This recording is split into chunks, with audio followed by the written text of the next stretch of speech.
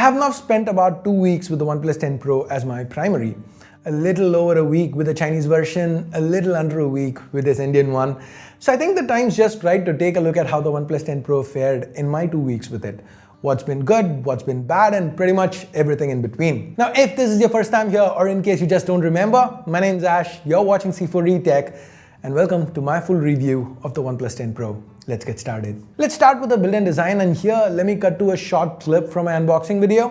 What you are seeing here is the forest green. OnePlus also offers a volcanic black. The camera array, it reminds me of Samsung, but it's not exactly a copy-paste job. Where Samsung had this nice extension of the frame itself, OnePlus breaks it up. While the frame is still metal, the camera array is ceramic and it happens to look quite nice. OnePlus claims to have used some microcrystals here. So basically what that does is give the finish a kind of glittery look. It's not too in your face, it's quite subtle, so I actually like it. It's the same for both color variants. Now to give you guys a quick walkthrough around the device, to the right we've got the power key and the alert slider, which is probably the one remnant from the old OnePlus phones that's still left here after Oppo's kind of taken over everything. To the top, we've got the secondary noise cancelling microphone, the volume keys, they reside to the left. To the bottom, we've got the primary speaker, USB Type-C board and a SIM tray. Now this SIM tray can take two 5G SIMs. Despite there being no IP68 this time around, there is still a rubber grommet. Guys, we've seen rubber grommets on phones without IP ratings in the past, but this one's only launched in China, and given the OnePlus 9 Pro had IP68, maybe with the global launch they could get this IP certified. That didn't happen. And with 5G, OnePlus offers support for 9 bands, which is pretty decent. I had no issues with cellular reception or call quality, and this earpiece, it also doubles as a secondary speaker. Dimensions wise, OnePlus have kept everything almost the same. The footprint is pretty similar, and so is the weight. The 10 Pro is not a light phone, coming in at around 200 grams. It still happens to feel more solid than heavy. I like using the OnePlus 10 Pro a lot. While I like the build and design, I absolutely love the fact that despite keeping everything almost identical, OnePlus have managed to cram in a 500 mAh higher capacity battery. The 10 Pro has a 5000 mAh battery, and the battery life is actually quite good. Usually with OnePlus flagships, I come off with a feeling of, hey, it looks sleek, the battery life is just about acceptable. Typically, OnePlus flagships have been the perfect one-day phone. Use it moderately and it will get you through one day. Not the 10 Pro. This one gives you a little bit more confidence. I typically ended my days with 30+% left in the tank quite easily. Now, if you want to top that up, there is an 80-watt charger included in the box, 65 watts if you live in the US. Either way, at a time where we are starting to see brands remove chargers from mid-range offerings, this is definitely a positive.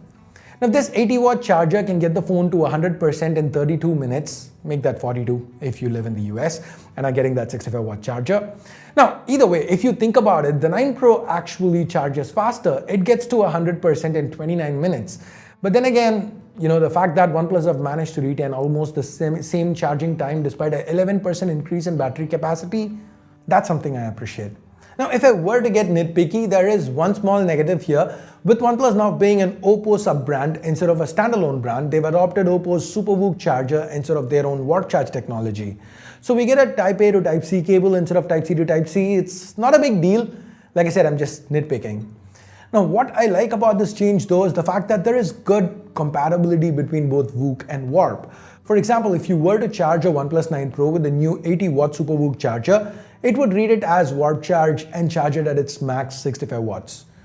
But then again, that's a niche use case, right? Not a lot of people are gonna charge an old phone with a new charger, but the reverse is way more common, it's more practical.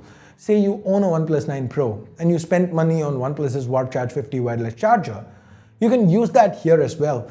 The 10 Pro will read it as AirVOOC, and given Warp Charge 50 and AirVOOC are both 50-watt charging technologies, you do get the max wireless charging speed with an older accessory. Well, on the topic of charging, reverse wireless charging is also present and accounted for. And with that, let's move on to what's under the hood. The OnePlus 10 Pro as a flagship phone, of course, sports the top-of-the-line Qualcomm chip at the moment, the 4nm Snapdragon 8 Gen 1.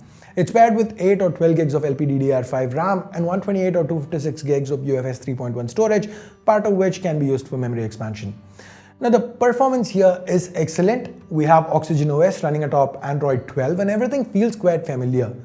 Though Oxygen OS now shares its base with ColorOS, fan favorites like Shelf, Zen Mode, and all the customization options they return, the 10 Pro is very smooth and fluid. That's also thanks in large to the high refresh rate display here. This here is a 6.7-inch AMOLED panel which happens to be covered by Corning's Gorilla Glass Victus. It also uses second generation LTPO technology to be able to vary refresh rates from 1 to 120 Hz depending on what's needed. So for example, it could drop to 1 Hz when you're just looking at a stationary screen, crank up to 30 Hz when you're watching a regular video, go all the way up to 120 if you're say playing a game that supports it. Beat it up, the gaming performance is also excellent here for the most part. The phone doesn't get uncomfortably warm even when gaming continuously. With lesser intensive tasks like say browsing or checking socials, as expected from a flagship phone with flagship internals, even at Quad HD plus 120 Hz, no slowdowns. It was all smooth sailing. Now beneath this display we get an optical fingerprint scanner. This one's been positioned a little higher, which I frankly found more natural. It was very fast, very responsive. Face unlock is also available and was equally quick. The camera that is utilized for face unlock, it's a new sensor. It's a 32 megapixel Sony IMX615, which has been paired with the f2.2 lens. It seems to be a decent upgrade over the 16 megapixel shooter on the 9 Pro. Images turned out just fine. The selfie video though, despite all these pixels and the stellar hardware underneath, it's restricted to 1080p, which felt like a letdown. Now with the rear cameras, we have three, two of which are the same sensors from the 9 Pro. The primary is still a 48 megapixel Sony IMX789 paired with an optically stabilized f1.8 lens. It shoots rich images with good detail. It's been fine-tuned a little from the last time around because the images they do come across a little less contrasty. The low light performance is also just fine. No real change from the last gen. The same trend continues with the 8 megapixel telephoto, very similar results to what we saw with the 9 Pro. With video, we can do 8K 24fps max and the footage was pretty crisp and detailed. 4K 60 or even 4K 120 are available if you want smoother options. The video quality once again remains quite similar to what we got with the 9 Pro. Now the biggest change here, or rather the only change here, is with the ultra-wide camera. This time around, OnePlus have opted for Samsung's ISOCELL JN1. This is an ultra-wide setup with a 150-degree field of view, so it can shoot extremely wide shots like this one. Ultra-wide defaults to 110 degrees, but digging into the menus gives you access to that 150-degree option. Also, given the Hasselblad branding, the 65x24 expand mode that we've seen on the likes of the Find X5 Pro, that's also present here. Now, coming back to the ultra-wide, while the field of view is a positive, the sensor size is not. From a 1x1.56 inch sensor on the OnePlus 9 Pro, we now get a much smaller 1x2.76 inch sensor here. This is most noticeable when shooting under low light. Looking at the sky or the building here, the loss of detail on the 10 Pro is very noticeable. This camera doesn't have autofocus either this time, so no macro shots.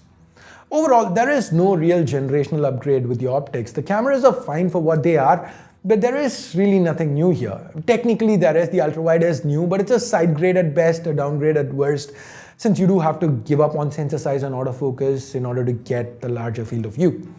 So, where does all this leave us? Despite the middling optics, the OnePlus 10 Pro still feels like an excellent device. The display is awesome, it feels nice in hand, has a fast charger in box nonetheless, it offers good battery life and the software is pretty efficient.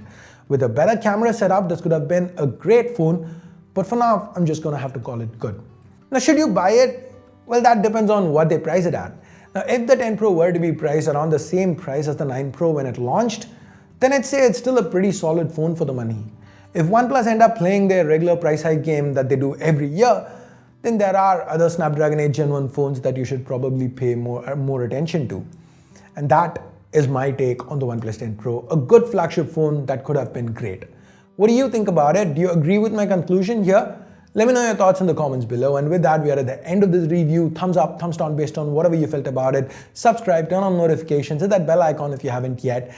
And thanks a lot for watching. Till next time, my name is Ash. You've been watching C4 Retech, and I'm signing off for now. You guys have a great day. Bye-bye.